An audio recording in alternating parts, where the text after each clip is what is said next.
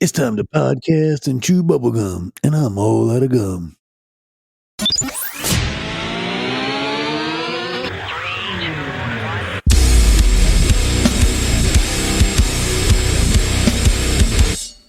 feel the minutes count down on the clock again. Feel like I'm playing in a game that I can never win.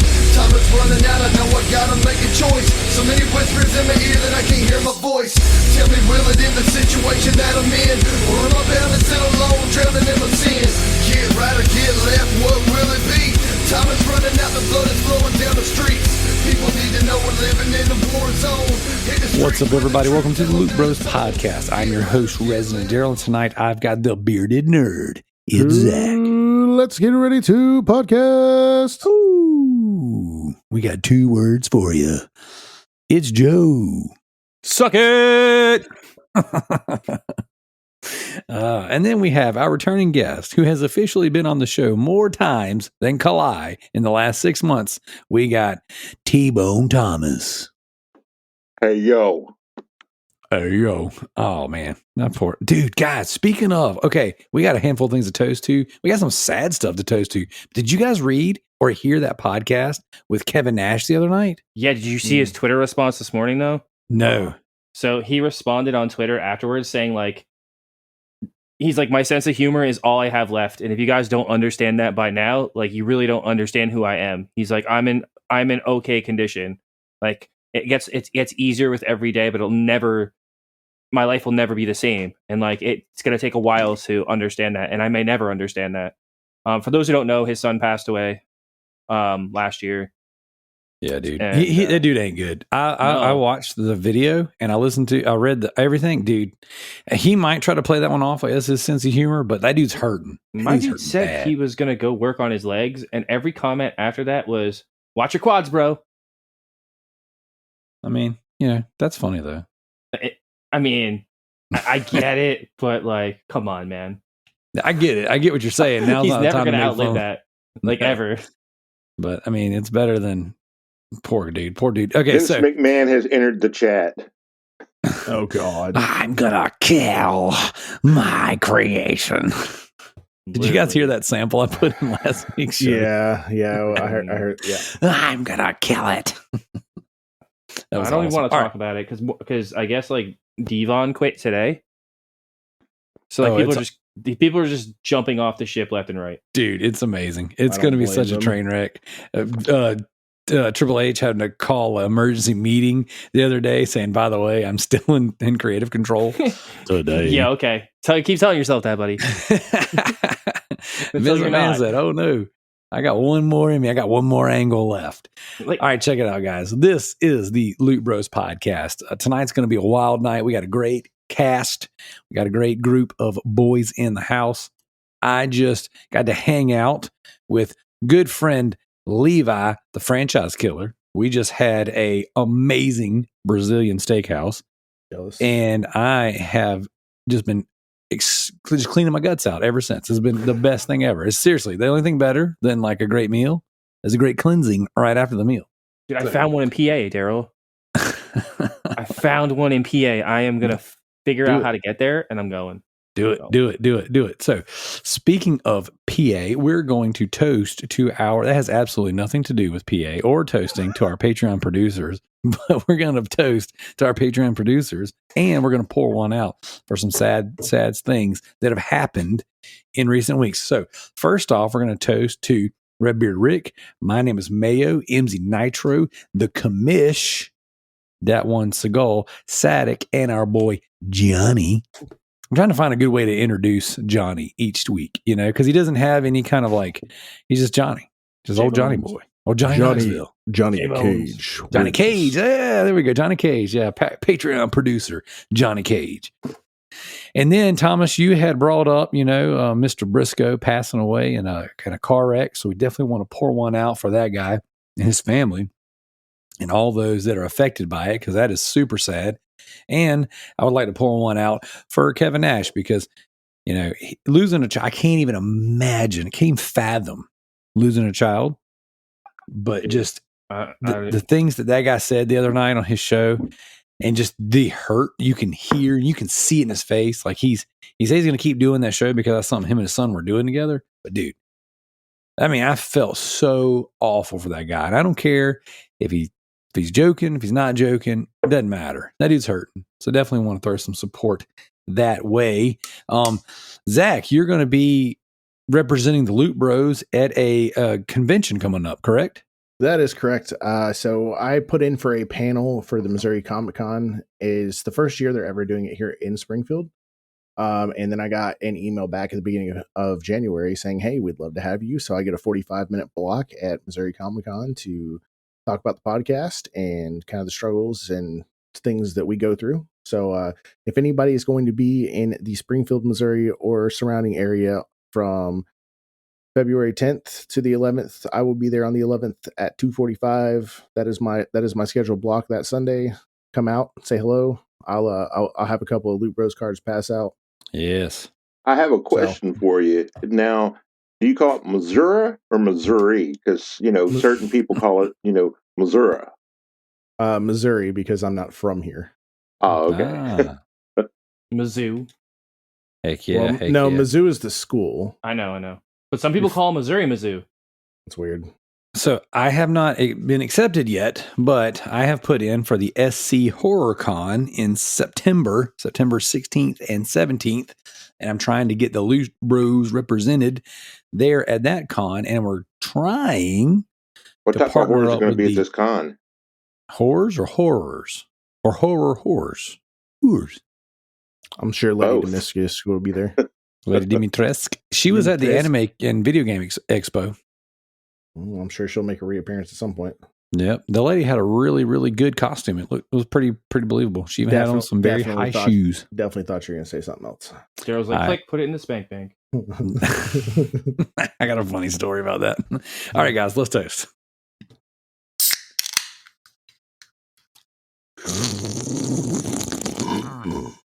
Can you guys believe that good guy Tricky, my boy Tricky Mick, got on the show last week and slurped? I heard that. I was surprised. I couldn't believe it. For like 5 years, that dude has complained how that's his least favorite part of the show. No, and he knows we listen to his podcast because the week before he was like, now we don't have any community questions this week, but I'm still going to play this. And he played that dumb, annoying tone. Just for Joe. Fucking hate that shit. It drives me insane. Dude, that's what you should do. You should go hang out with Tricky one day and just delete it off his board. Oh, That should my be your God. goal. Be the greatest moment ever. That'd be awesome. All right, check it out, guys. A little bit of housekeeping, then we're going to jump into the business for this week. We're going to be talking remasters, lots and lots of remasters coming out in this year. And we got two. They're going to go head to head. All right, so the topic for this week's official topic is going to be,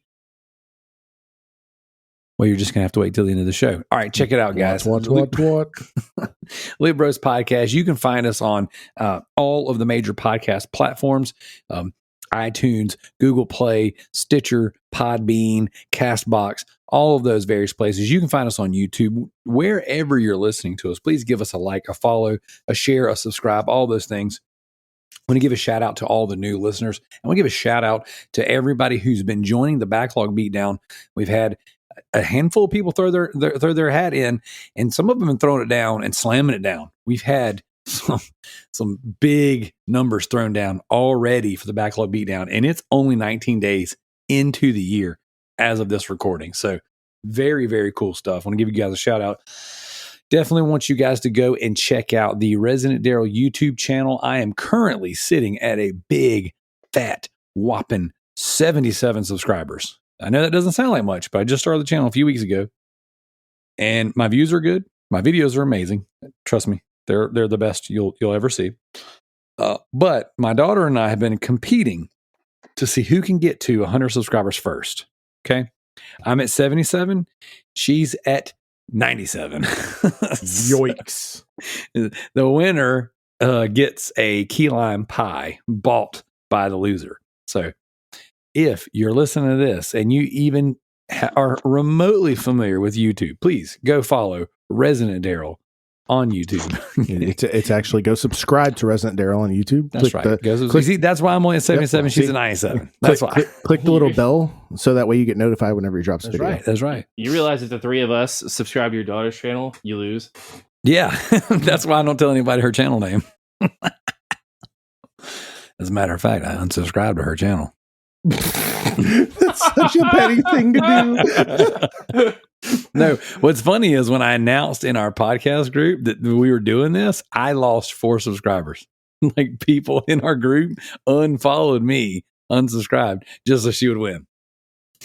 A little jerks. But yeah, go check out Resident Darrell. I've been posting up videos each and every Wednesday where I go out in the wild, whether it be yard sales, garage sales, anime and video game expos, flea markets, you name it, pawn shops. I've been to all these places in recent weeks, and I go find video games in the wild, try to buy them cheap, and make cool videos of me finding them. And then I turn around and flip the majority of it on the internet just so I can make money and go buy more. So that's basically the channel. And I've been doing these mystery boxes, and Zach and I were talking about this earlier. We had a little scheduled phone chat, and I've been buying mystery boxes and or just video game lots online, and then having it shipped to the house and let my kids open it up, and then they kind of do like a over and under guessing the value on things. And we just filmed a video where we did such things, and we are having an absolute blast with that. So every so many videos, I'm kind of sprinkling in one where the kids just open random video games. And because the values of these things are very new to them, like they don't necessarily know, and they don't have the years or the exposure that I do in gaming. So they get super excited when they open something and they think it's way more valuable than it really is. So it's been a really good time making some of these, and including the kids is always a blast. So definitely go check out some Resident Darrell. And ending the housekeeping, we have a Patreon. If you guys would go check out our Patreon, I promise you there is plenty of content. It is excellent. No one has ever subscribed to our Patreon and then quit immediately after and said this sucked. Okay. So definitely go check out the Patreon. Lots and lots of content. We do monthly deep dives. We do extra episodes. You can get involved at the $1 tier. Okay, just to get you started. You get an extra episode at minimum every month. We do bonus episodes anytime we do the Loot Bros Drift Cast, the Comic Cast, or any of these other casts, these Wrestle Casts, all the different random shows that we try to throw in as we have time. You get early access to those on Patreon. All that stuff is, of course, ad-free as well. And you get voting rights to the monthly, semi-monthly, bi-monthly game club voting. So what happens is, here on Loot Bros Podcast, we do it's not a game of the month because sometimes it takes longer than a month. Sometimes it takes 2-3 months to review these games. But we do a community game club where we submit a list of games on Patreon. You have to be a patron to vote. Patrons vote on the game. We play it as a community, and then we review these games. We are 1 month away from our next game club, which is Mass Effect. You guys excited about Mass Effect? I haven't even started yet, and I feel bad because I also told Rick that I'm going to finish up Streets of Rogue soon, so he and I can do the deep dive. Since he's the one that pledged me, I think that'd be kind of cool. We've never done that before. Got to do it. The whole trilogy or just the first one? We're doing the first game, just for starters. Yeah.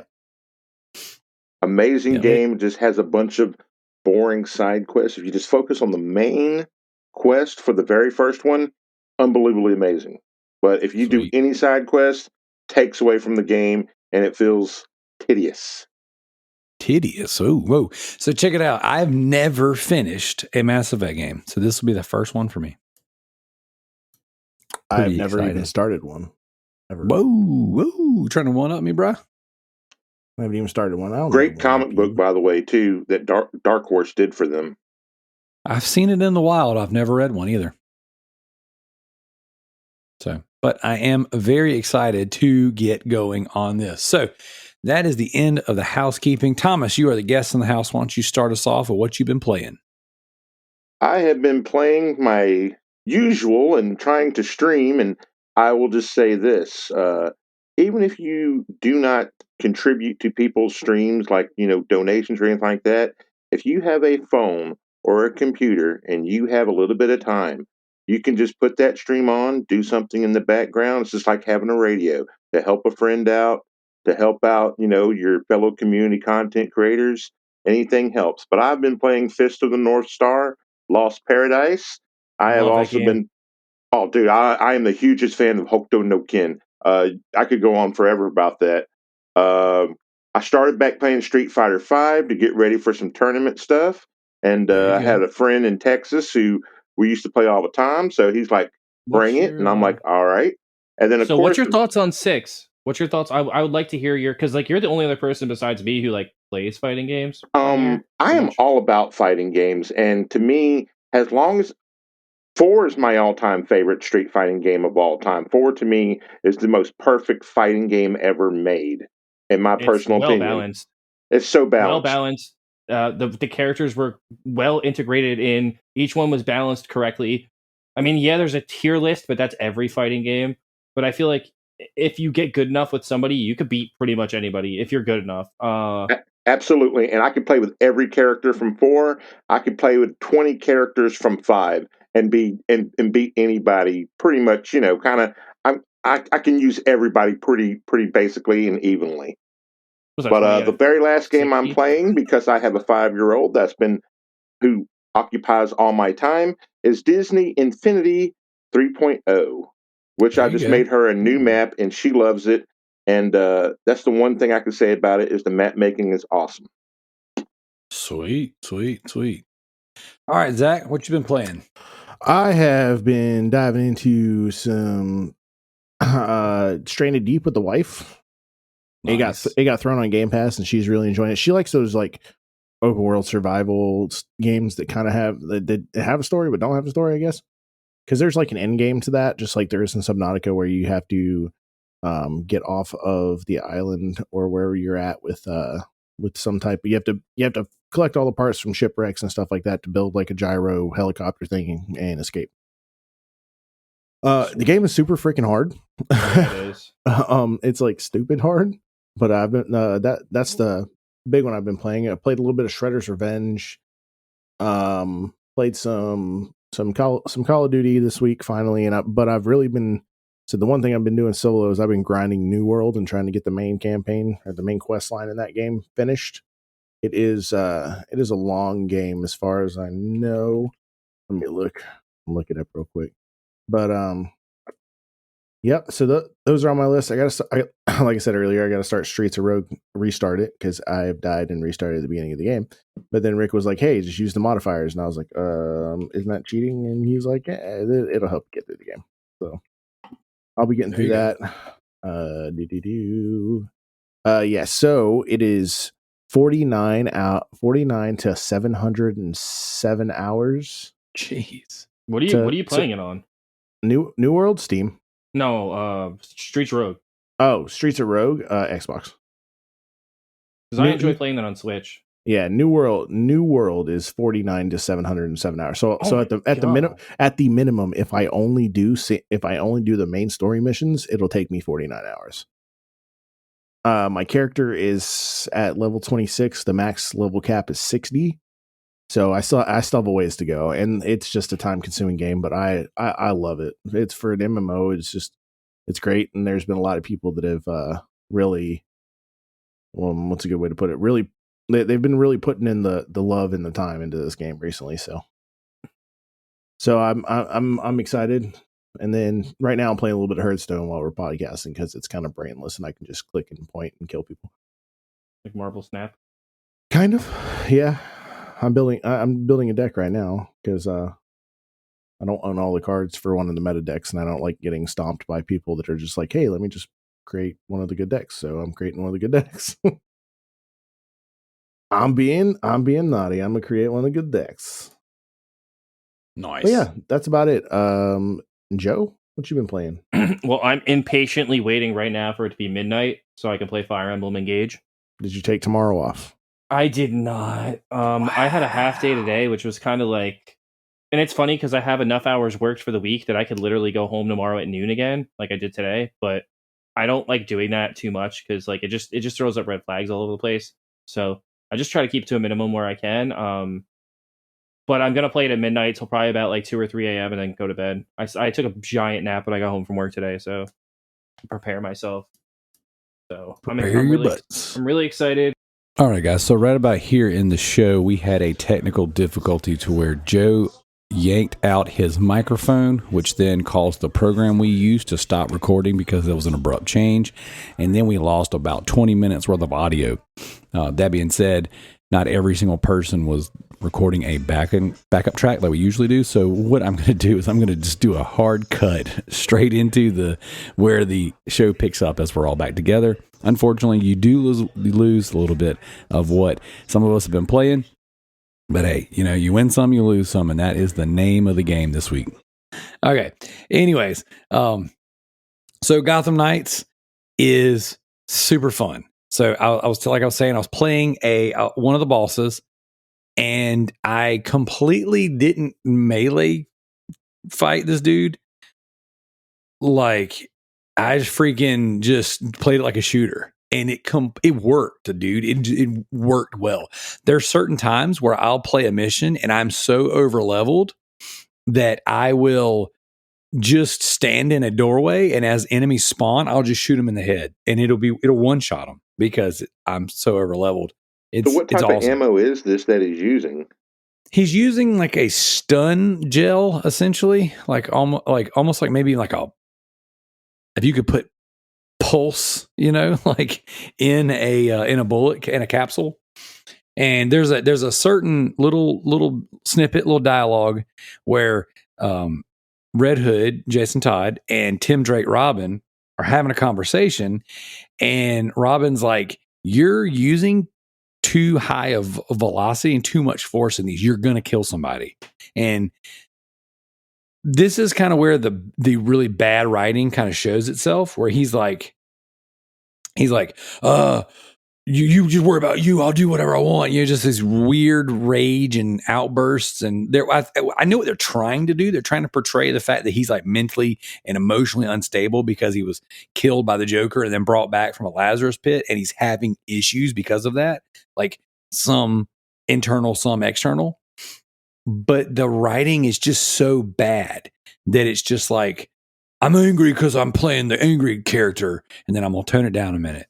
I'm angry, remember? You guys know bad writing when you see it, and this is bad. He had to writing. eat his peas at the dinner table when Mom told him to. Yeah, it's like you guys remember how in the first TMNT movie, how like Raph was just so angry, and it was just like, what are you mad about? Everything. Yeah, he's just mad. And it's just like, that's what this is. This is like, it's like if writing didn't evolve and storytelling didn't evolve from the 80s TMNT Raphael, that's what this character is. So, back when I was a kid, that was great. That was really well done. But as like in 2023, we've come a long way in storytelling and acting and writing. And this ain't it. But I will just say, outside of the cringy dialogue in this game, the actual story is really good. The boss fights are amazing, like absolutely amazing. Worth owning the game just for the boss fights. And the Court of Owls stuff it's just been so good. It's not been as deep or as interesting as I expected, but it exists. And the way that they're continuing Scott Snyder's Court of Owls, like woven into the history and the mythology and the lore of Gotham City. Maybe we'll put a spoiler in there, man, because some people may not know. Well, I mean, they advertised that. They showed that in their videos. So, but yeah, that being said, Gotham Knights has been way more fun than I expected, and I will platinum this game. I've probably already got 30 hours into it, and I just keep going, man. Like it's super fun. I'm enjoying it.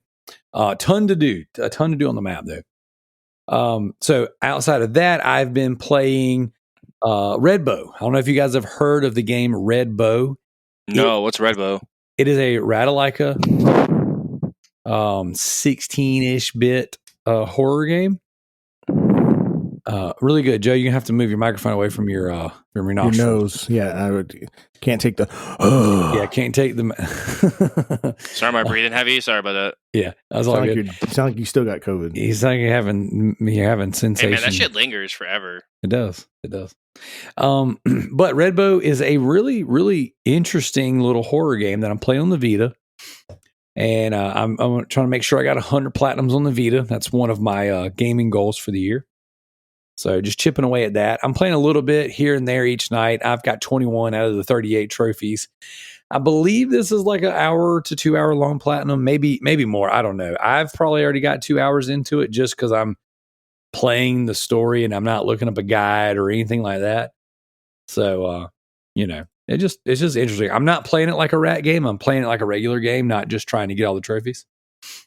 And then next, the last two games I'll talk about real fast. One of them being Mass Effect. I'm playing through Mass Effect. I'm about 2-ish, maybe 3 hours in the game.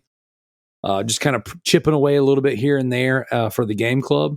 I'm going to really turn it up this next couple of weeks to make sure I've got the game completed before. What choices have you made so far? I just got off the first planet. And I think I met Miranda, is her name? Oh, so you did the bomb and that's it? Yeah. Okay. Yeah. So are you going to be Dick Shepard, or are you going to be like, I'm your friend Shepard? So far, I haven't made any dick choices. I mean, out of the 3 or 4 notable ones, I think I might have said one dickish thing. I don't typically play that way. I typically play very diplomatic. That's kind of the way that I handle life. So I typically play. Which girls are you going to try to get with? I think I'm going to go on a no romance run. Oh, you straight Shepard. I'm straight. Yeah, I'm a straight shooter Shepard, saving myself for marriage Shepard. If you play part 2, only in part 2, if you actually are really good at it, and people who have played it and are hardcore game players, you can score with all the chicks. I'm not even lying to you, dude. You can score. I just with like the way you chick. just stated it. You're like, you can score with all the chicks. Any of them, if you play your cards right and like choose the right dialogue, and it's very difficult to do. Only a few people have done it. JT's probably done it because he's done everything in that game. So, you can make it rain intergalactic pussy in that game.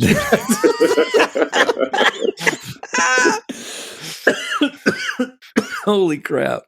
So check it out. I'm only missing one achievement from Mass Effect 3, and that's to have the male on male romance. And I'm like, I'm just gonna pass, dude. I mean, it's cool for everybody else to do it, but I'm just gonna pass.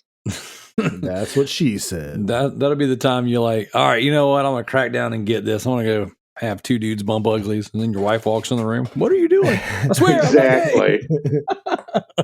The game made me do it. I'm not gay. I'm not gay. Trophies are trophies. I'm doing it for the platinum, baby. Anything for a Suck trophy, a dick for a platinum. So check it out. When I played Mass Effect on Xbox 360, I romanced the blue chick. Like as soon as you meet her, I don't remember what her name was. It's been so long. So in this game, that's the only romance I had done on my run on that game, because I had like a glitch that wouldn't let me progress in the game. So when I started this game, I'm like, I'm not doing any romances. I'm not romancing anybody. So I am saving myself for marriage, Shepard. So, and then the last game is the Shepherd. Yeah, celibate Shepard. That's what I said. Single white Shepard. Yep. That's right. No sex in the champagne room, Shepard. So the only other game I've been playing is a pledge game, and it is quite the opposite of my no romance run. It is South Park: The Stick of Truth. That is a raunchy, vile game. This is one of the best times I've ever had playing a video game. Dude, that game is freaking, it's crude. It's South Park. It is very South Park. I haven't had any real exposure to South Park in so many years. Like, I forgot how bad it could be. And then the game just goes the extra mile. The problem is, though, with those games, is each time they do those games, anytime they write a season of South Park, their writing suffers for the actual episodes or the TV series. Really? Look Well, I up haven't watched. the year they actually released the game, before they released the game, when they were writing for it, and then watch that year, and it's probably like a garbage story. Well, I haven't watched South Park since the Jennifer Lopez episodes. The My name is The Jennifer taco- Lopez. I like tacos, burritos. taco flavor kisses for my Ben. Oh, Bean, Jesus. you treat me so nice. That's Jennifer.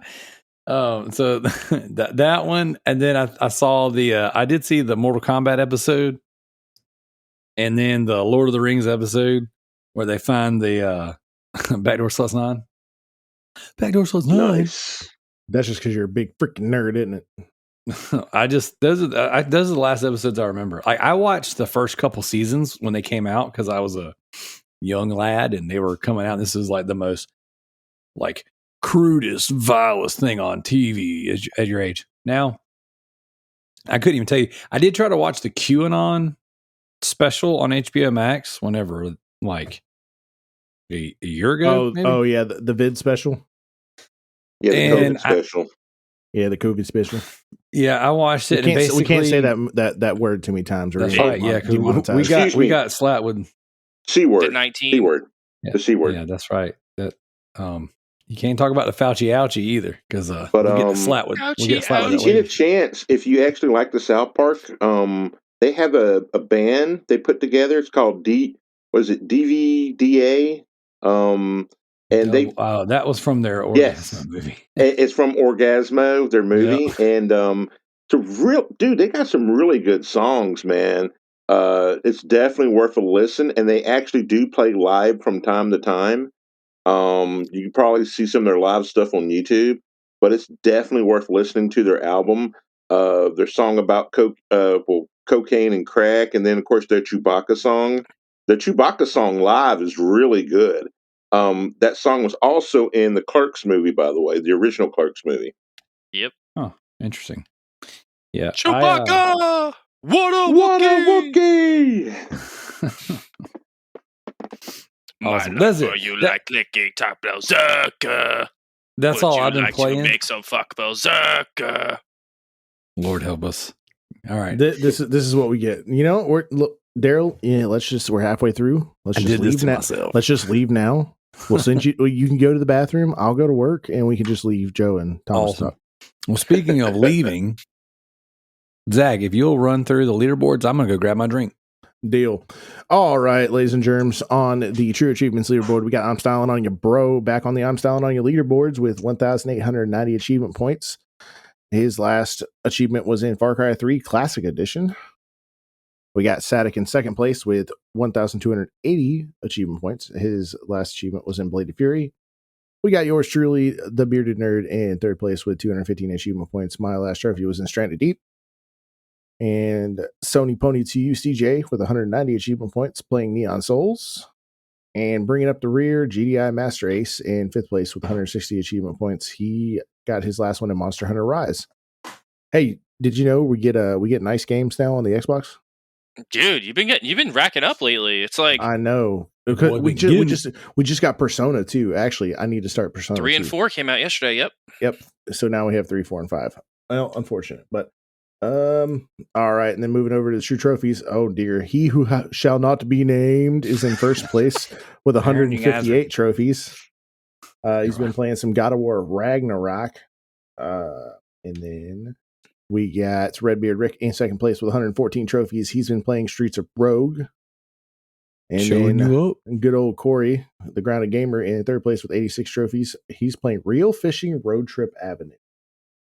Nice. Whatever random assortment of games that is. Let's see. And then we got Sadik in fourth place with 84 trophies. He's been playing Warhammer Chaos Bane. And then we got the affectatious Donk himself. This is why he was low on the Xbox side. Playing Pinball Heroes. That's really good, by the way. Pinball Hero. Actually, but I do want to give a shout out to everybody on the True Trophies leaderboard this week. There are trophies all the way down to 15th place. Nice. everybody and the double digits didn't stop until 13th place, which is good old Kalai was playing Ghost of Tsushima. Okay. Give her a little shout out since she's not here, since she's doing her wifely duties and taking care of her husbando. Making sandwiches and stuff. Bro, the rarity contest brings all the boys to the yard like the milkshakes. That's right.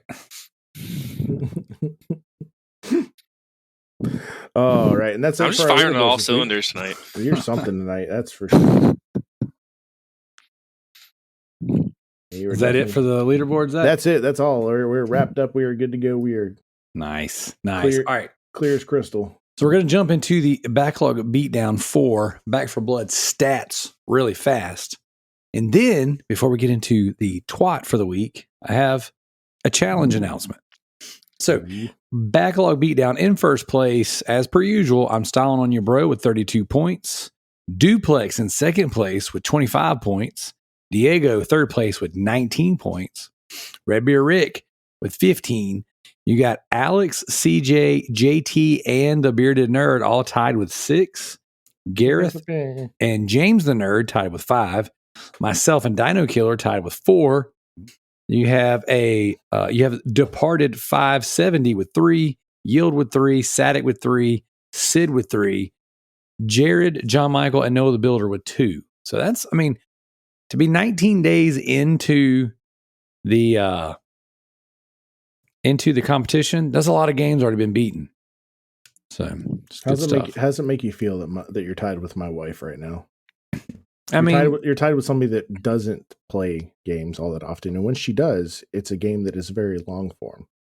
I mean, you're talking to the guy who spends more time buying games than he does playing them.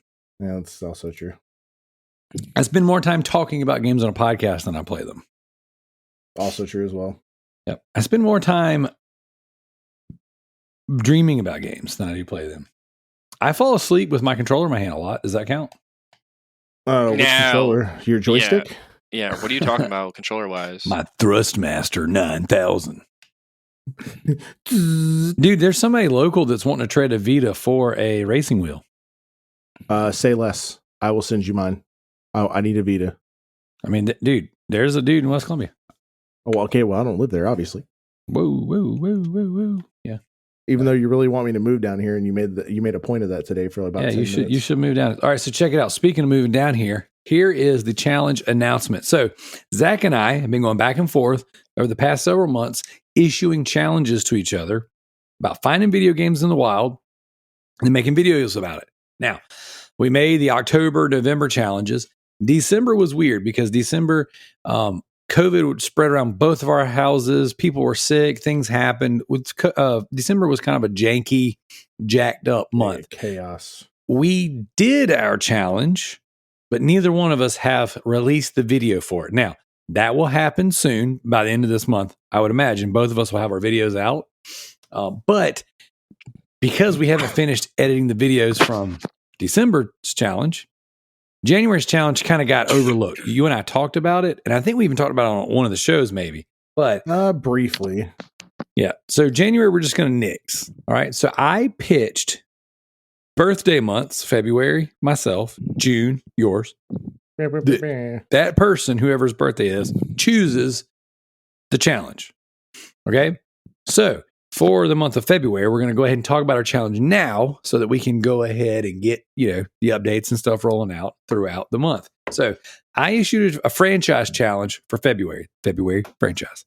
Yeah, basically rhymes. And so we have a $20 bill each, and we have to get as many Resident Evil titles as one $20 bill will get us. Bonus points if they're in order. So for example, Resident Evil 5, Resident Evil 4, Resident Evil 6, Resident Evil 7, whatever. However many you can get 20 games for $20, or if you can get, 5 games for $20, however it works. And let's say we both end up with the same amount of games, right? For that one $20 bill, not like I've done in the past where it's like, oh, this was under 20, this was under 20, this was under 20, but in total I broke, $60 worth of money. We have a one $20 bill, and that has to follow us between all of our purchases. It has to be documented. Okay. Whether that be through actual video, meeting in person, or Facebook Marketplace, whatever. You can't buy off eBay. You can't buy off of Amazon as per usual. Can't buy off GameStop's website. If you buy from GameStop, you have to do it in store. So same rules as normal. You can trade up, all that good stuff. But let's just say, for conversation's sake, you get 5 games and I get 5 games, which 5 games for $20 that's a pretty good deal if you can do that, especially Resident Evil games. If I got Resident Evil 1, Resident Evil 3, Resident Evil 4, Resident Evil 6, Resident Evil 8, okay? But you got Resident Evil 3, 4, 5, 6, 7, you know what I'm saying, in a row, your 5 would trump my 5. Does that make sense? Straight flush, baby. That's right. So we're trying to make it interesting, we're trying to make it fun, but we're also trying to make it challenging enough to where we actually have to do some work, because you guys see week in and week out, I post lots and hauls and random mystery boxes of games that I buy all the time. So what Zach and I have been trying to do was keep balling on a budget, but also issue challenges to each other that are difficult. We might only get 1 game each. And at that point, we would have to determine by value. Deal. We get a CO copy at Resident Evil 2. That would be insane. for $20? For $20, that'd be insane. So, that being said, that is February's challenge. And then we talked about March's challenge as well. So we're going to do a March Madness challenge. And same rules apply. $20 budget. Got to find them in the wild. But we're going to see who can pick up the most NBA basketball games in the month of March. Oh my God, that's insane. That could be a lot. For $20. For $20, that's great, because you could try to haggle with somebody, be like, "Yo, I will take all your NBA 2K ones off you for $20." Yep. So Zach and I have been in the background. We've been trying to come up with more interesting ways of creating content, things that extend from the Loot Bros podcast. One of the things that I've noticed between the Resident Darrell YouTube channel and the Loot Bros podcast, I'm starting to see certain names cross-pollinate between the two. Some that have generated on one side and then migrated to the other, and vice versa. So I thank you guys for all the support. And we're trying to give you guys more things that we could produce individually that doesn't necessarily require the entire crew to get together and make a piece of content. Sometimes it's difficult to get all, 4 people in the same place at the same time to talk about games. But what's not difficult is Wednesday mornings, me going out looking at the flea markets, or Friday morning yard sales and garage sales when they happen. So that being said, we've announced the challenges for February and for March. Yeah, stay tuned for the videos and, of course, the weekly updates. All right? All right, one thing to clarify. Sure. Do remakes count in our straight flush? Yep, as long as it's a franchise. I was originally, when I talked to you on the phone, I was talking about just the numbered series. Well, the remakes are Resident Evil 3 and Resident Evil 2. Right, which would be, you could reasonably get those for $20 or less. Maybe, yeah. So originally I was saying the numbered series, but I would be willing to. I would say anything in the franchise is fair game. Yeah, I got to find a copy of Operation Raccoon City. Yeah, that's a cheap one. You can probably get the PS3 and Xbox 360 versions of 4, 5, 5, 6, Revelations 2, pretty reasonable too. That's fair. So, yep. All right, you guys ready for this week's official topic? Twat, twat, twat, twat, twat, twat. Twat.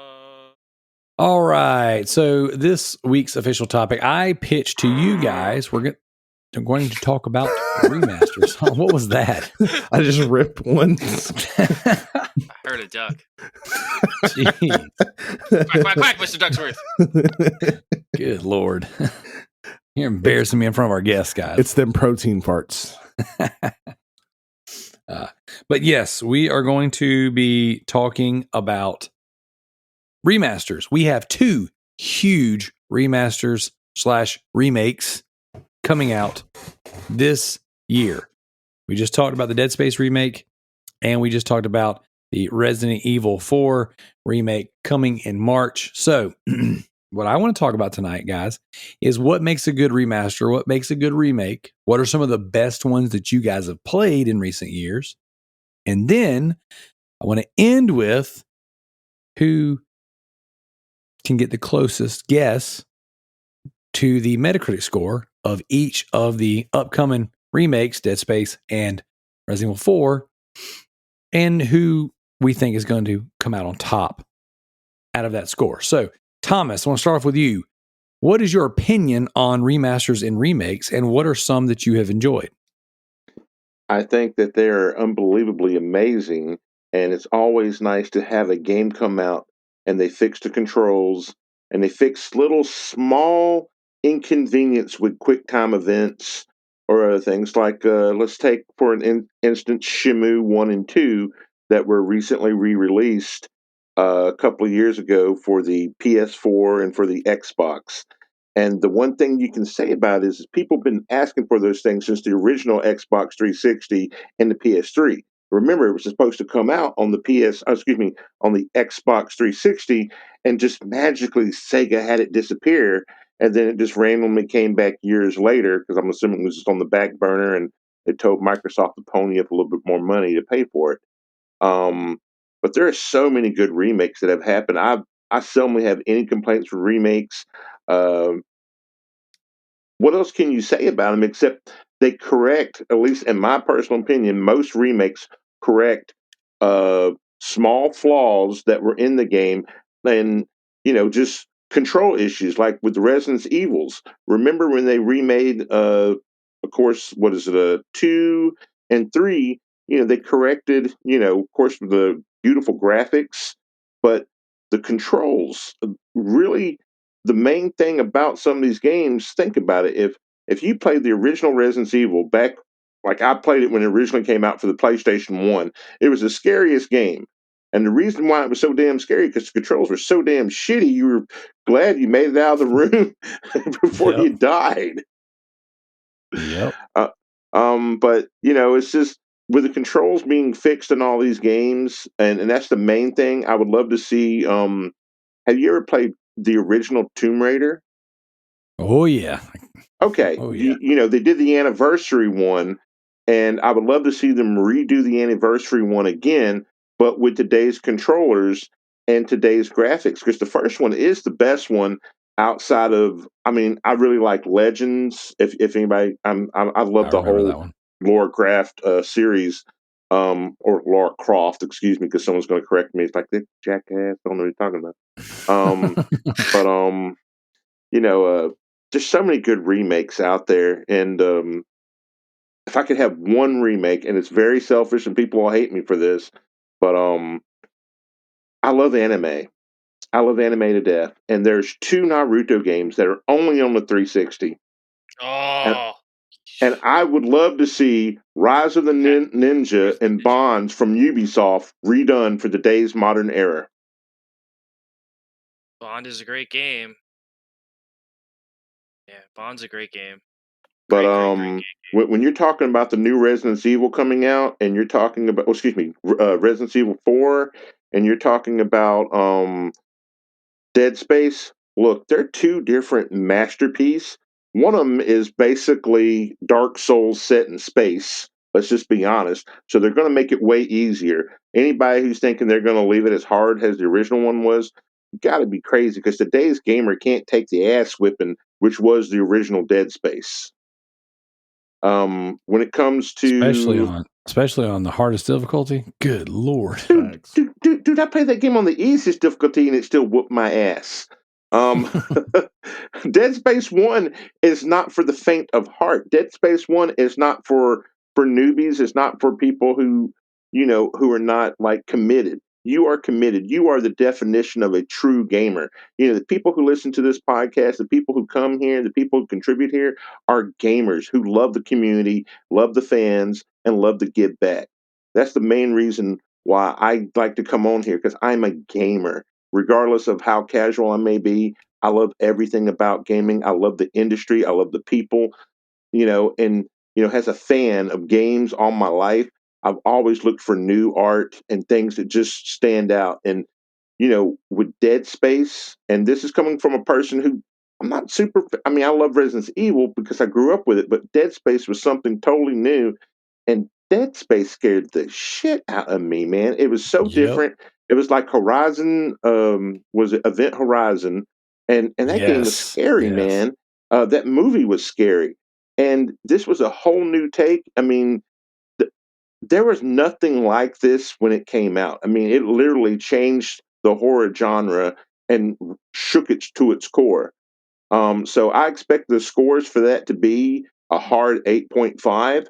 And unless they just make a bad mistake on controls, it should be a hard 8.5. When it comes to Resident Evil 4, look, it's either going to get the Masterpiece 10 or it's going to get a 9.6. And the reason why, because the nostalgia of it, and then everybody, you know, Resident Evil's the godfather of horror games. You know, everybody bow down, kiss the rings, like, you come to my daughter's wedding and you ask me for a favor. You know, that's pretty much what Resident Evil is. Resident Evil is the godfather of all the things that are cool with horror games. And, you know, it's just anything that resonates, regardless if it's cheesy, corny, or even just unbelievably, you know, different. Resident Evil did it first. As much as we all love Silent Hill 1 and 2, Resident Evil was the, you know, first in, best dressed. And That's right. I expect Resident Evil. The one thing I'm looking forward to more than anything else is the Ada Wong missions. I think those are going to be unbelievably fun, and I think they're going to add an extra twist to it. I think they're going to try to find a way to maybe change some of the story around to maybe fit into the new one that they're working on. I really think 4, they're going to play with a little bit more because this 4 is their baby. Remember, if it wasn't for 4, you wouldn't have Gears of War. Cliff Blinsky, or I can Cliffy never B, say his yep, last. that's what he said. Yeah, he even said Blazinski. without Resident Evil 4, there would be no Gears of War. The over-the-shoulder camera from Resident Evil 4 changed gaming and it revolutionized gaming. So, you know, it is, like I said, Resident Evil's the godfather. So again, what else can you say about Resident Evil other than like it's the GOAT? I'm not even gonna sit there and try to talk it up or say anything about it. I said stuff about Dead Space because Dead Space makes me feel different.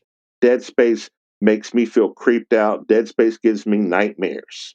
And I'm not BSing you. Dead Space literally gives me nightmares because it psychologically messes with you. And that's pretty much all I got to say, man. There you go. There you go. I dig it. I dig it. So, all right, Zach, what about you? Remasters, remakes, where do you stand on it? And who do you think is going to come out on top?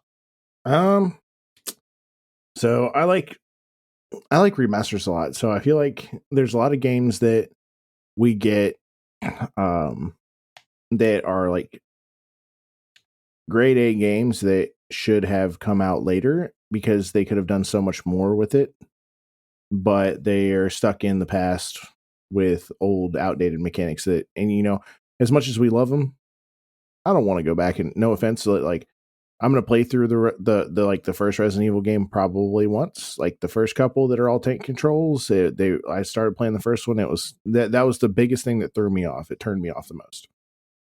So them remaking like 2 and 3, which I own the 2 remake, them remaking them is really nice too, because now they can kind of do a little bit of a different thing with the story. But I would have been happy with even a remaster and maybe like a camera support would have been cool. I think they can be good for the community as long as they're given to the right studio and they're done properly. Like, I'm super excited. We're getting like Joe was talking about beforehand, we're getting Mega Man Battle Network Legacy Collection here in a couple of months, and it's going to be a nice little remaster and a collection of all the games, so I get it on higher res graphics and I can play it on the Switch. That'd be fantastic. I'm super looking forward to that. Along the lines of Dead Space and Resident Evil 4 remake. Dead Space remake, it's either going to be, they're either going to have done a very good job, and I'm saying they're going to get like a 9.6 to a 9.8. They're either going to be, it's either going to be flawless and a potential game of the year contender, or it's going to tank and it's going to be like a 3 or a 4. Jeez. Because they either did it justice or they really fucked it up. There's not going to be any real middle ground here. There's not going to be, oh well, it was okay. The people that are looking forward to this game are other than you, because you're like the weird exception that sees the best in everything. What the heck? Yeah, you heard me. It's He just more wants to stick his penis in anything Resident Evil related. It's Morbin time. That was a good movie. Oh my god, no, it was not. He's like, oh yeah, Resident Evil. Here's my wallet and here's my penis. Take whichever one you want. The Resident Evil 4 remake, they haven't botched any of the other two yet, so I feel like they're gonna do a decent job with this one. But I have more of a feeling it's gonna be more in the 9 range. There's gonna be things that people dislike about it, as much as there's gonna be things that people like about it. Some say it's gonna probably get like that 8.5 to a 9 range.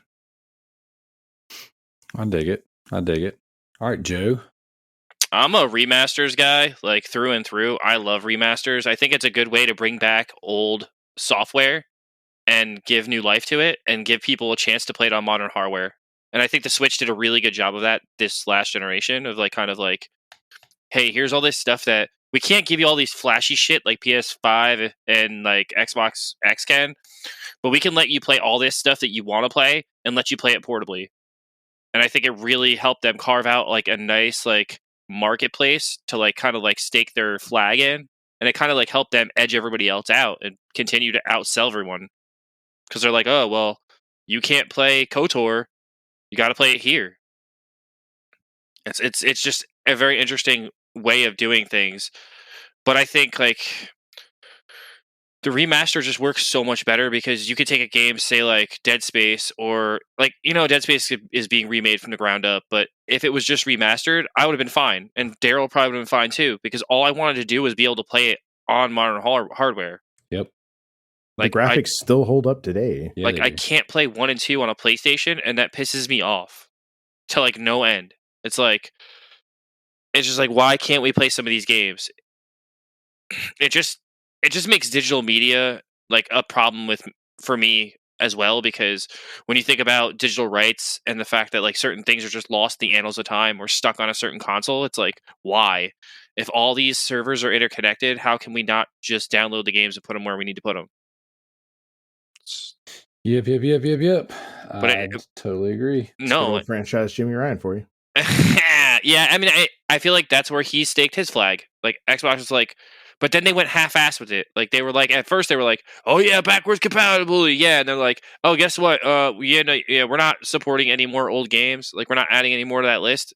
What you have is what you have. Sorry, guys. Yeah, me and Zach were talking about that earlier, and then I read that they were done.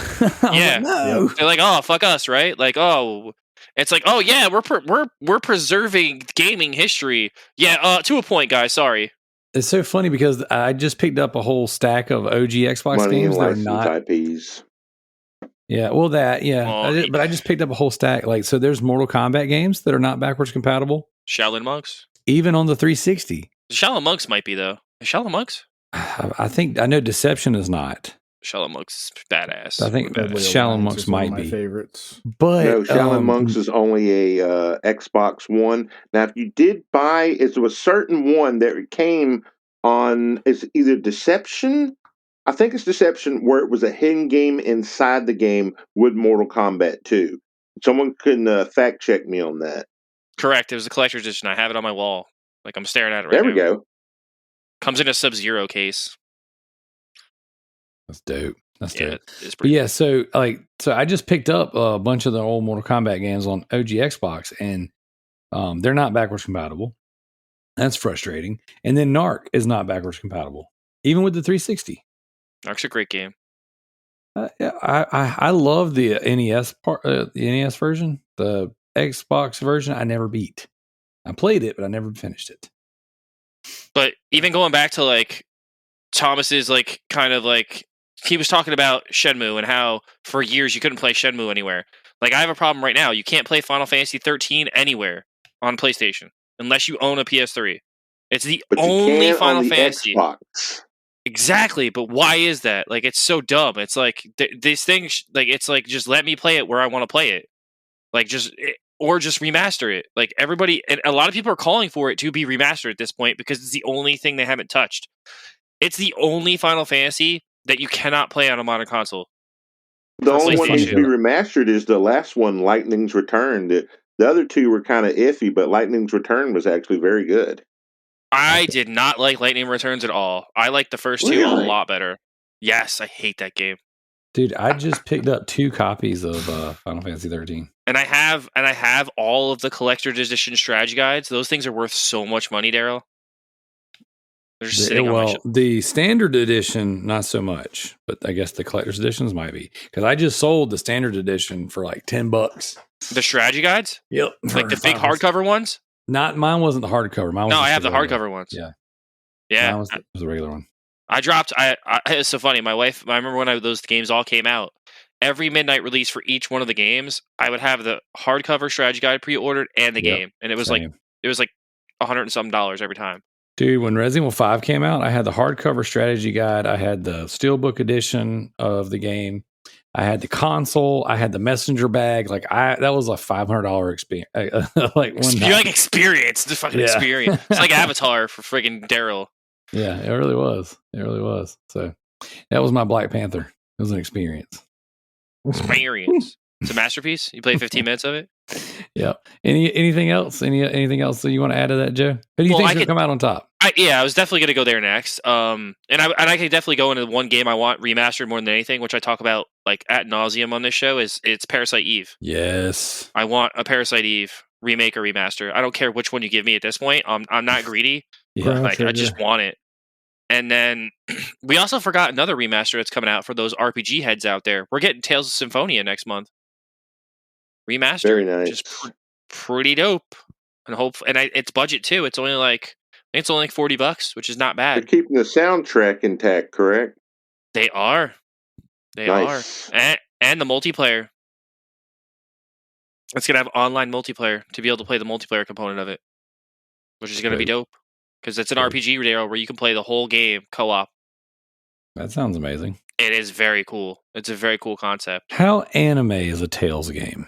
Very, very. Oh, but the stories, I would say of all of them to play, it's tough. Like Vesperia might be like one of the ones where you could probably get into it because it's like more adult than the rest of them. And that's only like $7 usually on PlayStation, like all the time. It's always on sale.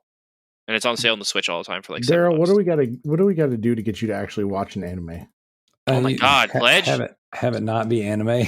Someone's got to. I mean, you technically watched the Resident Evil anime, right? The one I did, and look, some of it's not terrible, but for the most part, anime, in my opinion, is pretty cringe. So you gotta watch 90s anime. You would really like 90s anime. Here's the thing: years and years ago, when we first started this show, I was very anti-anime. Like I was like constantly just making fun of it. I feel like that's because your hosts would bag on you to watch anime. It's because that's all they talked about, and so I would naturally just like, "Nah, man, anime is lame." Blah blah blah, whatever.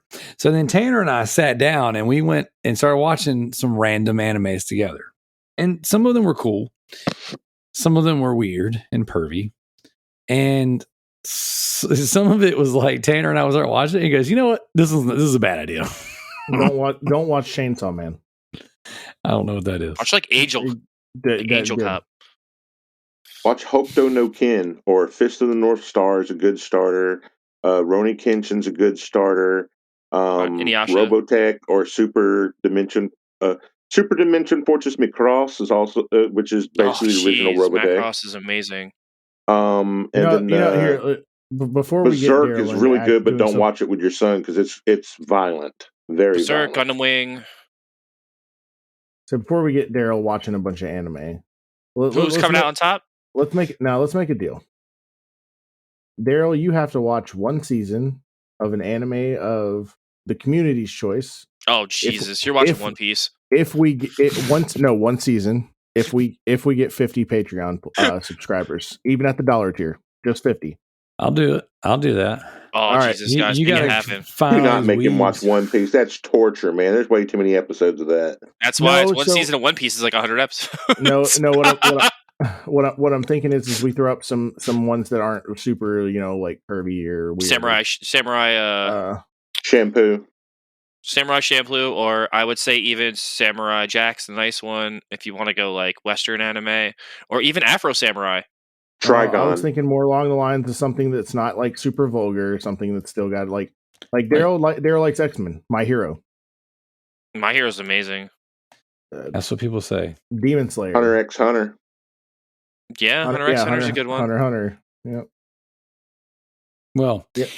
anyways, I'm selling some anime books right now on my eBay store. Wow. He's selling some manga. He picked up a couple Inuyasha books. See, All right, so anyway, back to what I think will win out of the 2 remasters.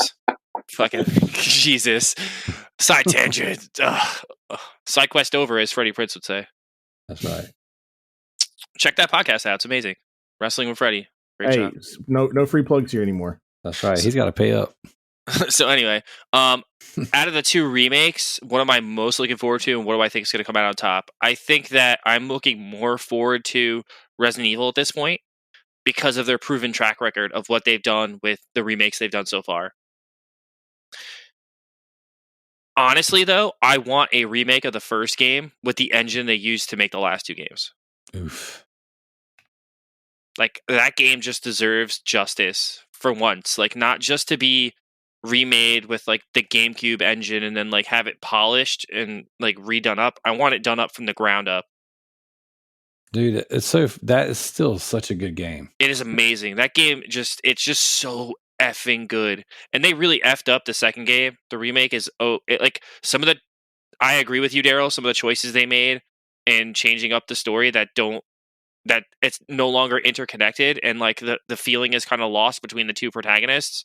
Between the 2 stories, I agree wholeheartedly. That is my main issue with the remake of the second game. The third game, I just don't like that they were like, "Hey, we're gonna make this a separate game," even though it's like a 5-hour game. When all along they were supposed to release 2 and 3 as one combo pack, and they're like, "No, we're just gonna separate them." Well, even the third game is way shorter than the second game, the original. Way versions. shorter. So. I think it was excellent. I think that one's, and I think the remake's good. I haven't finished it yet, but I played like 70% of it. I should actually go back and finish that. You should. So the thing is, it's definitely they've found the balance on the bullet spongy enemies. Yes. Whereas like the second one, it's a effing mess. It's just there's no point in even shooting anything. It's just so nope. Run past everything. Yeah. Which is my least favorite way to play Resident Evil. Like mine too. I like to be able to kill the things that I'm. That's why I like Dead Space so much. So, okay. I just we'll see. But I would definitely say like as far as Dead Space goes, and I no longer want to buy this game because of how bad Callisto Protocol did and how underperforming it did. I'm scared of this game now and what it's gonna do. Yeah. Because that game was a mess. So I'm kind of thinking this one might be, and I'm hoping it's not. But I don't know if I'm willing to pay out full price for this one because I really just want the original game. Like, just give me the original game. Callisto Protocol's not a bad game, though. I heard it's not, but it's already $40 at Best Buy. I was like, whoa. Yeah. Whoa. Yeah, definitely worth $40 all day long. I paid full price for it, and I don't regret it at all. But like, you keep telling yourself that it's not perfect. You keep trying to make yourself believe that statement. I haven't come across anything that would change my mind though. Now, granted, I'm only a couple hours into it, but the game looks amazing. The voice acting is incredible. The atmosphere, so freaking good.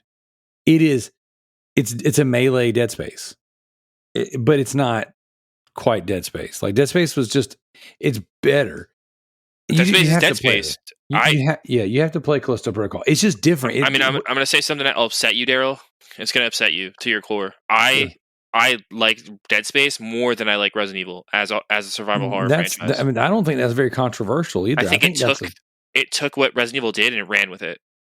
I don't disagree with you, because when Dead Space came out and Resident Evil 4 came out, granted there was a large gap. There's some years there in between them. Yeah. They did two different things. They went two different directions. And Dead Space, in my opinion, would have been the next logical step for Resident Evil, but they went more campy action and straight away from the horror. Whereas Dead Space went like Thomas said earlier, when the thing that I've always said about Dead Space that makes me like it so much is they went Event Horizon, and I love that movie. That's a great movie. Yeah, and it's a great point, Thomas. And you know, it's interesting because like Alien Isolation could have been just like Dead Space, but it wasn't. They took it even further than Dead Space did, which I thought was like even crazier. Because I was like, how do you take Dead Space and make Dead Space even scarier than Dead Space was? Oh yeah, add xenomorphs, you know. Yeah, don't fight back. Yeah. Oh yeah. Just die because once they get you, you're fucked. Pretty much. Yeah. That was a crazy game. That was an experience. I would say Dead Space is one of my fondest memories ever playing a video game, like ever.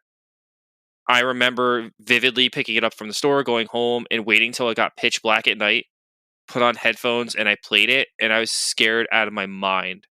Like every corridor you went around, even like when you can't see anything and all you can see is is your cutter. All you can see is the three dots on your cutter cutting through the light or the darkness as you're going around a corridor.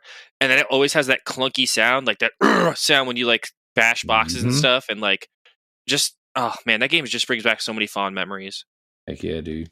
Oh man, I wish that I could just replay that game in its original form on PlayStation 5. Like, that's all I want. Like, and I'll never get it because EA is a bunch of fuckers. Well, we will see. So who do you think's coming out on top?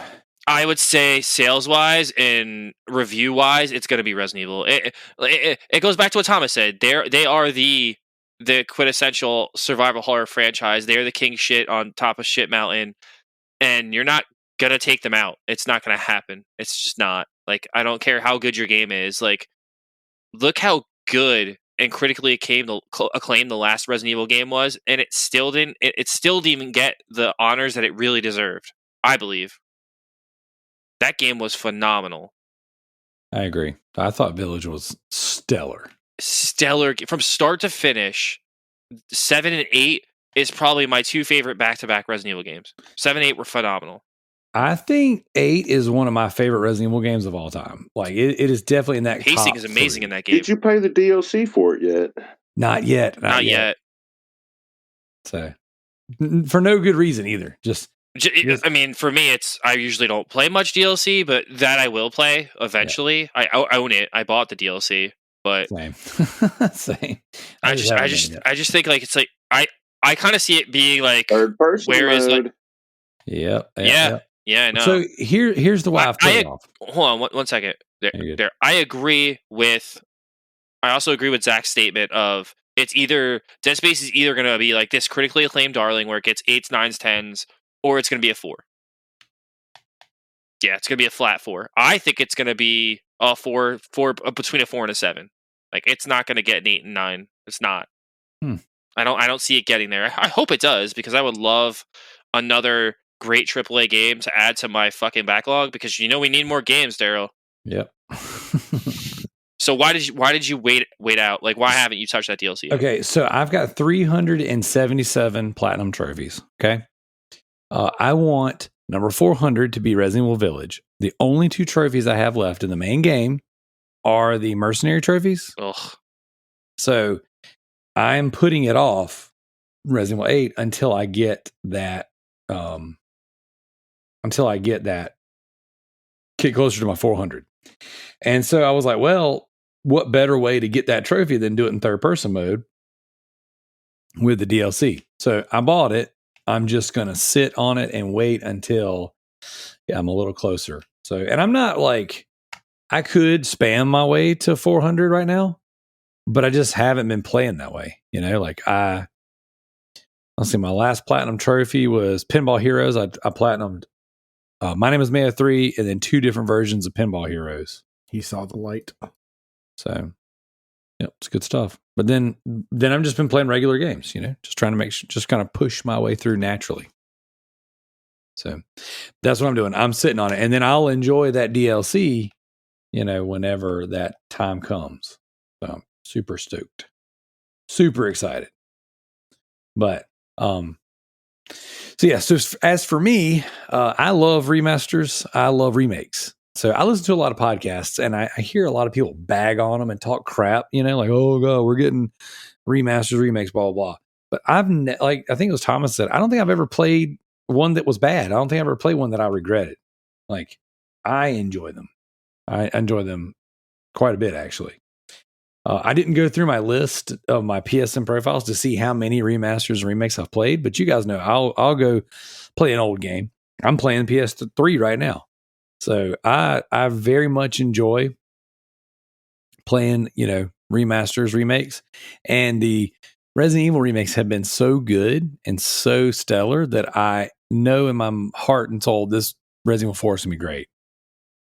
No less than an 8. No less. The same people who bitch about remakes are the same people who praise The Last of Us remake on the PlayStation 4 and then the remake on the PS5 as if it's the fucking greatest thing. Dude, you just played that game a fucking week ago and they released a different version of the exact same shit, except they gave Joel a haircut.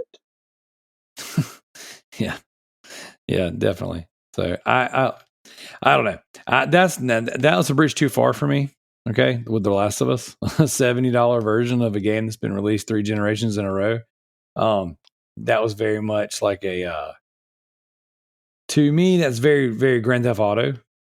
Like haven't. I own Grand Theft Auto 5. To see Grand Theft Auto 6 for 20 years since the absolutely 5 went on for 10 years. So 6 will be like a 20-year thing. You'd be you'd be dying, you'd be on your deathbed, son, I have one more question for you. What's that, Dad? Did they finally stop releasing DLC content for Grand Theft Auto 6? No, Dad. It's been 50 years. I'm dead. So I own GTA 5 on PS3, 4, and 5, but I didn't pay full price for it on 4 or 5. I got them both for less than $20. But either way, The Last of Us. You always spend all your time in the strip club? No, no. I go on a celibate no strip club run in my GTA games. A cold coffee run. I play the entire game without picking up any prostitutes. Next step, somebody please pledge Darrell to play another Senraku game. Oh god, no, not another one of those. So check it out. I believe that these 2 games are gonna be great. I pulled up the Metacritic score. All right. Dead Space, when it came out in 2008 on PS3, got an 88 on Metacritic, and on Xbox 360 got an 89. Resident Evil 4, when it came out in 2005 on GameCube, got a 96. And on PS2, it got a 96. Okay. Now, I remember when that game came out, it was getting 10s across the board. Like, that game was a huge, huge deal. Still to this day, highly, highly regarded. The Wii version, which did add, some different aspects to the game, got a 91. So that game has been really doing very well over the years. I think the roles are going to reverse this time. I think Dead Space is going to outscore Resident Evil 4. I don't know why my gut's telling me that, but I think that EA Motive is going to surprise us. I think that Dead Space is going to, if Callisto, this is the way I look at it, if Callisto Protocol would have been a banger, then I think Dead Space would suffer. The fact that Callisto Protocol came out less than desirable, I think that's going to boost Dead Space Remake, and it's going to be very high praised. I think that Dead Space is going to come out and be so high praised that when Resident Evil 4 Remake comes out, I think Resident Evil 4 Remake is going to take a bit of a hit. Now, I don't think Resident Evil 4 Remake will get less than an 80 on Metacritic, but I think that Dead Space Remake is going to get a little bit higher. Now, I don't know if I'm right or not. Obviously, we'll find out in the next 3 months. starting with next week when Dead Space Remake comes out. But I just have this sneaking suspicion that Dead Space is going to come out on top this time. My biggest All fear, I'm guys. saying is you're underestimating the ability of the general press or the gaming press to kiss the ass of Konami. It's the same thing. Trophy. Like it's what was the same thing with Hideo Kojima. Like the dude just takes his shit and puts it on a wall and says, "Think about it. We're going to basically make a game about where you walk all over the fucking world, and we're going to have the dude from The Walking Dead in it, and people are going to love it." And note, he even says the game's not enjoyable until you put 50 hours into it. He said that. It's like, masterpiece, greatest game ever. Dude, how about you just stop writing Japanese developers dicks and just recognize other people have talents too? Yeah, he put out Metal Gear and he put out Psychonauts and he put out was it Zoe, and basically he was just the creative director. Translations like just put my name on it, which is Zone of the Enders. He didn't do anything for Zoe. Just say, look, dude, you made Metal Gear. Metal Gear was an awesome 30-minute game with a ton of great video and voice acting for He like didn't develop. 7 hours. He didn't develop Zoe. I thought he developed Zoe. No, Zoe was basically his boy who did all the art the art stuff, and he just put his name on it. He did So not like, have any real connection to Zoe. That's why the Metal Gear demos were so important. so Because you're saying that's why basically, Zone of the Enders is a great game because he had nothing to do with it. I'm telling you, literally had nothing. Do you honestly think if he had something really to do with Zone of the Enders, it would have like his little dialogue as it did? Hell, it had less than I think 30 minutes worth of dialogue. If he would have actually had like his fingerprints all over it, it would have had like 50 fucking hours of dialogue of basically some rando stuff that no one cares about. And it's like, hey, you ever think about dead puppies? Dead puppies? Yeah, dead puppies. It's like, and then like he'll just try to make some metaphor about how puppies represent the state of the war economy, and then 9/11 and all this other conspiracy bullcrap. So, and with Zone of the Enders, it was a very straightforward story for both of them. It was not very. I mean, your story don't have to be complex to be good. It can be simple and straightforward, and that's the way number two was. Number one, it seemed like he had a little bit more input on the story, but number two, you can tell he had no input on the story for number two. Number two is a pretty straightforward story, easy, more or less kind of like a revenge kind of thing, and it was just easy going. So you can tell Hideo Kojima, and people are going to be probably pissed off at me, and they're like, get rid of that Thomas guy, man. He's just a hater. No, I love Hideo Kojima, but the thing is, it's like, okay, dude, just because you made some great games in the past doesn't mean you can't make dog shit. Like, was it Tonobu Itagaki, the dude from DOA who made the Ninja Gaiden? When Ninja Gaiden was rebooted for the Yep, those games are Xbox. fucking masterpieces. Yeah, okay, after he made 1 and 2 and then started doing DOA shit, Dead or Alive series, and it's like, he thought he was a rock star and he started touching interns or women inappropriately and then got himself canceled. Um, and then he put out that game for was it the Wii that was supposed to be this badass game? I think I had that game. I can't think of what it was called, but that game was Killer dog Third shit. or Devil's Third. I Yeah, want that game. I don't yeah. have that game. I own it. Or is it? Yeah, Devil's First. Thank you for Devil's yeah. Third. saying that title. Yeah, yeah. And my whole thing is like, look, dude, you're a genius on some things, but you're not a genius on other things. Stay in your lane, okay? Do what you know how to do. Don't be like, well, I'm gonna make this game about some dude who's basically a fucking postman who walks across the world and there's a bunch of weird shit happening, and like, oh, by the way, I'm making a number two of that. And it's like people's least favorite game, but yet, the general media is going to be like, that game was super awesome. I'm like, yeah, I hated that I game, but mean, it was super awesome because someone says it's super awesome. Jeff Keighley As you rode can that tell, I dick hated so that game. hard. Well, Jeff Keighley rode that dick so hard, I swear to God. He had rug burn from promoting that game so hard for Kojima. He's like, yeah, this game is gonna be the greatest game of all time. And granted, I've played Death Stranding now. I bagged on it for years. I called it fucking UPS Simulator, like 1000 and all this garbage. And then I played it and I was like, all right, I get what it's trying to do. It doesn't succeed in every aspect, but it's a damn good game. It really is a damn good game. I played it. I've said this a lot on the show. I played 8 hours of it and I was like, okay, this is cool. I don't know that I got 30 to 50 in me, but I mean, what I played was fine. I mean, it wasn't bad. It was very interesting. Well, to me, from playing, I put about 15 hours into it, and I have watched tons of YouTube videos on it because I just didn't want to play it. It's like masturbating to a blank wall, and you can't think of anything but the wall.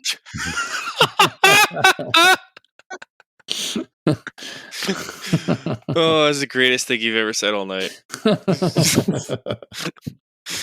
Oh, that's amazing. Man, that's great. I feel out of place. I need more Xbox people on this PlayStation podcast right now. Well, y'all don't have any games to talk about. Really. Get some damn games. What would y'all be doing? Y'all be like, all right, guys. Yeah, Microsoft is trying to buy Activision, but also just laid off all of their staff. Half of 343, yeah. Half of 343. And they just lost, what's his name? Joe Staten or Joe Staten, whatever his name is. Supposedly the Halo savior. The motherfreaker's already gone. Yep. Like, and then they laid off a bunch of Bethesda sucked, staff. Man, Infinite was just dog crap. I mean, the story mode is not bad, but the overall multiplayer, if anybody here played the multiplayer besides me, it's just not entertaining, and it's just like they tried to do too much and then just did too little. And when you see more people actually playing Halo Collections multiplayer than you do seeing actual playing the newest one, that tells you everything you need to know about the community and how they treat their multiplayer like a redheaded stepchild. And then shout out to all the people, and Godspeed and God be with you on getting new jobs for all the different developers that just lost their jobs over at Ubisoft, over at EA, and all these different gaming companies. Everybody's currently downsizing. So hopefully everybody will be able to get a job. And look, man, don't think you above taking a job, washing dishes, being a janitor, doing whatever. Dude, a job's a job, man. Take care of your family first, and work will always come back to you. Heck yeah, dude. Heck yeah. All right, you guys got any other final thoughts before we get out of here? I would like to say that, there are so many games that need remakes, and, I mentioned the Naruto ones, but, me being a PlayStation guy and an Xbox guy, well, I play everything. I'd really like to see Tensu Z remade by FromSoft, the people who do Elder Rings and the Dark Souls. I'd like to see them redo that one. And I would also like to see a remake because I love wrestling, and I will always love wrestling till the day I die. I would love to see Def Jam's Vendetta, Def Jam's Fight for New York. And then I don't know if anybody played this game for the 360 or for the PlayStation 3, but I'd like to see WWE Legends redone. Oh my God. I either want that or I want a new version of All Stars. Well, yes, All Stars too, because All Stars was really fun, but Legends was I guess the first rendition of it. And it would just be so awesome to have one or the others redone, man, because those are just super awesome games. So, oh, and one last one, and it slipped my mind because I thought about it and I didn't write it down. The Path of Neo for the PlayStation 2. If anybody ever played Path of Neo, super awesome if you're into the Matrix. If you're not into the Matrix, or either Enter the Matrix, which is the bridge between the Matrix 1 and 2, because it takes place right before 2 and it enters into Reloaded, which is Matrix 2. Sweet. I dig that. Yeah, I want to second, just on my way out of here, I want to second what Joe said. Parasite Eve is long overdue for remakes or remasters, and I don't care. I'm not picky. I like them both. I like remakes. I like remasters. I thought you wanted Dino Crisis number 1 and number 2 redone. I want that. I want number 3 redone. Number 3 was so bad. Well, to me, I don't understand why 3 is not backwards compatible with the Xbox. It would only make sense considering it's only an Xbox title, if you remember correctly. Yep. I can't believe that game is as bad as it is. That is a game I've tried to play multiple times over the years, and it is so atrocious. I can't finish it. They got their inspiration from Jason in Space, if you ever saw that one. Oh, yeah. God, that movie was terrible. Yeah, that Is that game number is terrible. 10 or is that number 9? It's 10. It was Jason X. Okay, all right. Now, that VR room or AR room they had in that movie was dope. Where they went in the room to play video games, essentially. Mm-hmm. So that was You always remember the crappy horror movies. They're like, that movie's so horrible, I'm going to remember it. Yep, that's why they do it.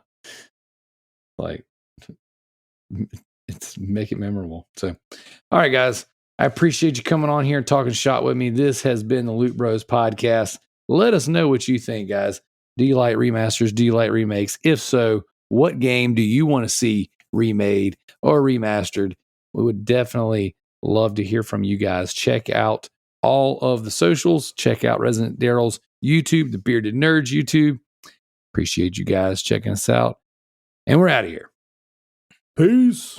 Later. All right, guys, here is the trophy rarity update from Gaz Davis. We want to give him a shout out for all of his hard work and running this excellent event with these awesome updates. Welcome to another edition of the Rarity Update. Week 3 we are into. By now, most of you would have seen the updated league table on either the Discord group or the Trophy Looting Facebook group.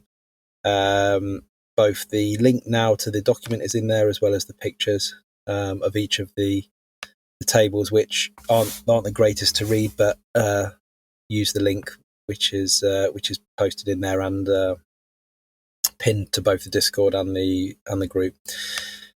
I'll try to keep it a bit briefer. It was 13 minutes long. I didn't realise it was going to be as long as that the first time I did it. I did send amended audio to both Darrell and Tricky, which was 7 minutes long, and I let them decide which one to use, and they opted for the 13-minute version. So apologies for having to listen to my voice for 13 minutes on last week's episode. So I'll try to keep it a bit briefer for you all. So I'll start with the league table. So we had 4 new entries last week come in. 3 of them have scored points. One of them hasn't, but has only just joined recently. So overall, the good news is that we are now out of negatives. Nobody is on minus points. We saw some big numbers this week. A few people jump up a lot of places. So I'll start with that, as usual, down the bottom. We have Darth Knight 82, who was one of the new entries. Didn't earn any trophies this week, but so he's on 0 points. He's had no movement on any of his others. Zach the Bearded Nerds is obviously taking a break from his PlayStation. He hasn't moved, and he's also joined last on 0 points. Diego only joined the day before I took the updates, and he's moved on to 1 point. But I'm expecting Diego to shoot up those tables fairly rapidly based on what I see on Discord and other platforms. Next is Tross, who is he was one of the ones who did move out of negatives. He earned 6 points this week and has moved on to +1 point. Kalai did say she'd earned some uncommons, and she wasn't wrong, so she's moved up onto 5 points with Neon Abyss. Seems to be the game that she's playing at the moment. And above her is one of the other new contestants, D3P4 Departed, 570, and he is on 6 points, having played a bit of Last of Us Part 1. Tricky Mick, despite playing spam only, bar a bit of God of War Ragnarok, had letting his legacy trophies do the work for him. He is on 11 points, a 7 point increase this week.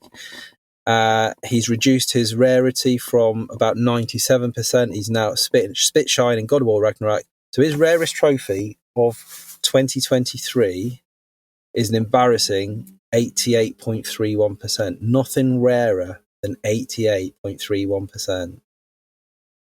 I'll let you be the judge of that. Riley, the brain, there's a big gap actually. A semi-big gap, 16 points. So he's up at 27 points, playing a bit of Skyrim, 14-point increase this week. Stink Palm comes in ahead of Riley on 32 points, and he is tied with Homer Gets Duffed on 32. There's another fair jump up to Sadek. He's on 58 points and has been playing a bit of, not a game that I'm familiar with, but Grood, and his rarest trophy was Green Energy in that, which actually is his rarest that he's done of the year so far. MZ Nitro continues his plummet down the table, but I'm sure he'll start rising again once he starts playing again. But he was doing a bit of Mafia 2 and also earned his rarest trophy of the contest so far with Explorer, 12.81%. He's on 62 points. One of the big movers this week was Resident Darrell, who has been whoring it on Team Sonic Racing, which if you look at the trophy guide for that, or the trophies on PSN profiles, you will see that is a favourable game for this competition. So note that if you want to score points. He is on 74 points and increase of 59 points this week. Yield is one place ahead of Darrell, and he is up to, on 94 points. Sorry. Tell a lie, I'm making things up. Yield is on 78 points, sorry. And his rarest trophy was Jesse's Story in the Final Station. A game I've seen around and I've been tempted to pick it up, but not bitten the bullet as of yet. I know it was free on on Game Pass once upon a time.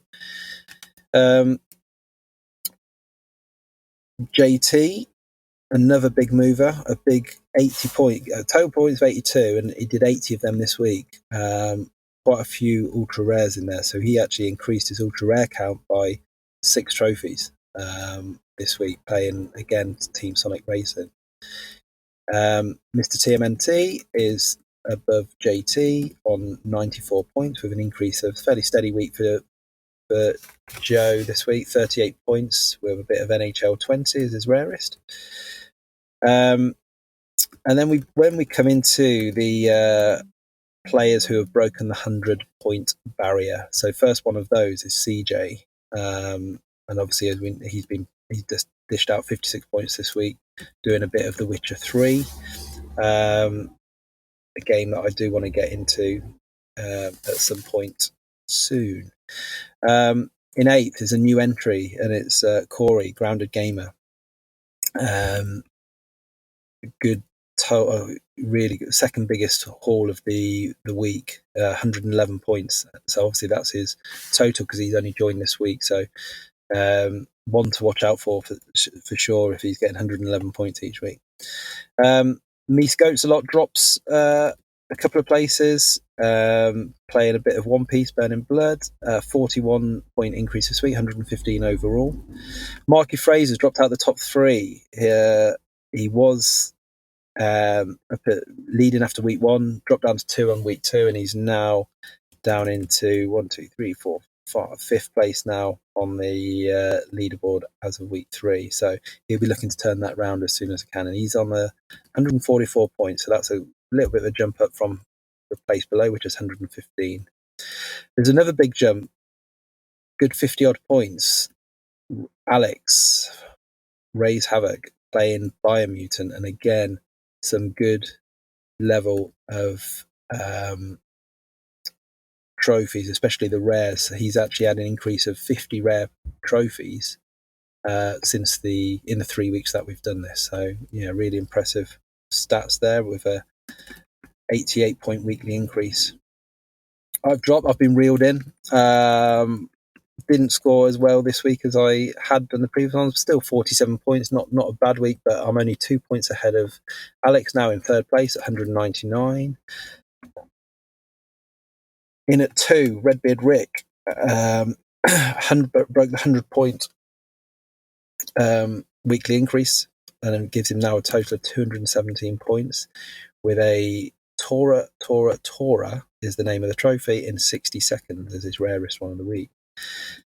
And number 1 on the leaderboard is Mark Duplex, Dupes25, on a whopping 288 points, a weekly increase of 245 points.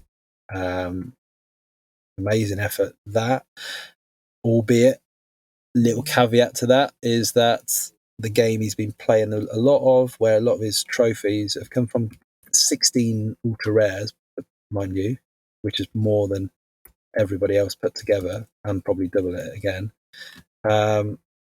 in Persona 4 Golden. So I do feel, looking at the requirements on those trophies that are currently ultra rare, they will sort of drop in value over the weeks. I've noticed even just in the 18 hours before when I posted the tables to looking at the trophy now that was rarest, it's gone from 0.33% to 1.25. So it's on the slide there. So he's obviously going to have to hope it doesn't drop too much. So with that in mind, so I'll put a little asterisk against that anyway, because that could be a false representation. I certainly hope so from my perspective anyway.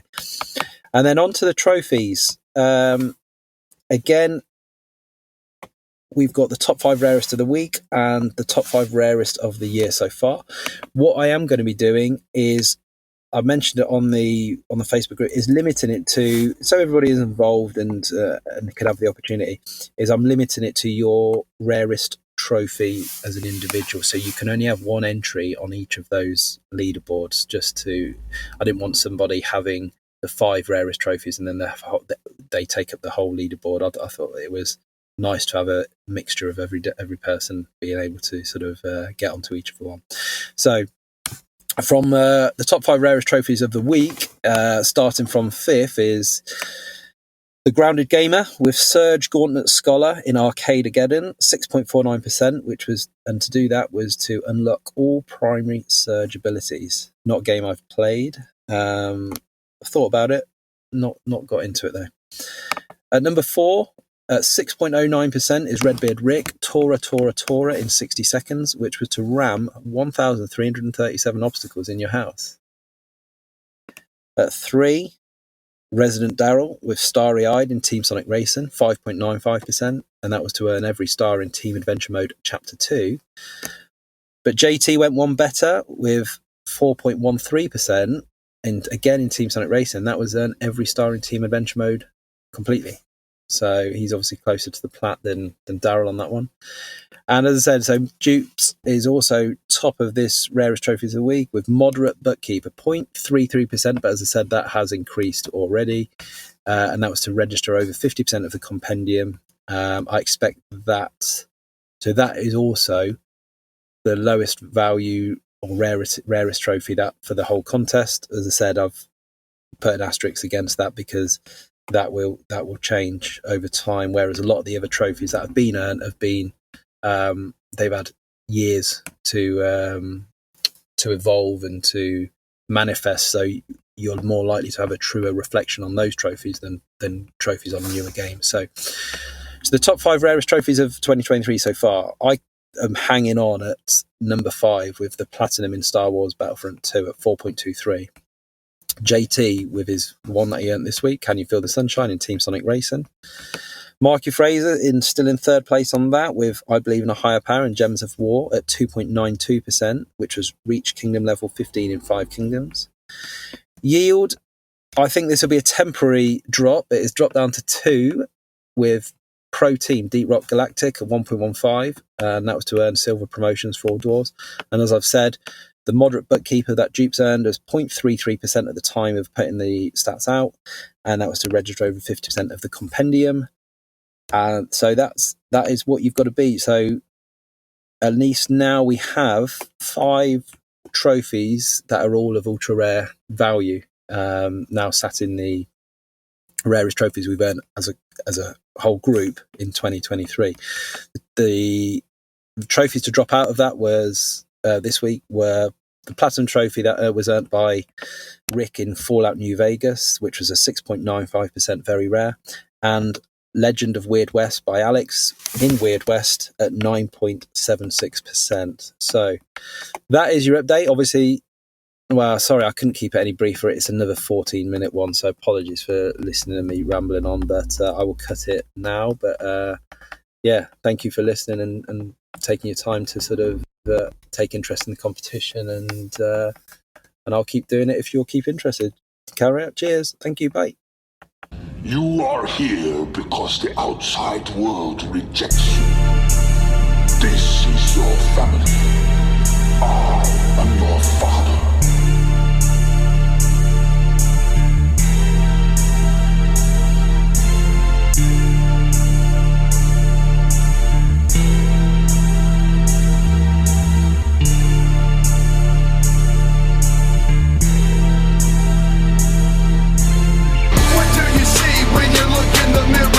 Staring back at you, you wish the image was clearer. Always remember who you are. Why would you stop now when you come this far? What do you see when you look in the mirror? Staring back at you, you wish the image was clearer. In a life this hard, you've come so far. Remember who you are. Remember who you are. How do you feel when you look at yourself? When is the last time you was even real with yourself? You used to stand for so much, have a firm grasp, now you've gotten out of touch. I just wanna spit a little bit for the lost and I heard everything that I say, you can use it every day. Never let nobody ever hold you down in a world full of lies where the truth's not found. As sinkers, when you make your choice, open your mouth and use your voice. You come so far, no turn back now. You are loved without a doubt. I see the pain and all the hurt, I know the struggle's real. A broken heart full of pain seems like it never heals. Don't quit, this is it, you gotta move on. Check yourself before you wind up all alone. What do you see when you look in the mirror? Who was staring back at you? You wish the image was clearer. Always remember who you are. Why would you stop now when you come this far? What do you see when you look in the mirror? Who was staring back at you? You wish the image was clearer. In a life this hard, you've come so far. Remember who you are. Remember who you are.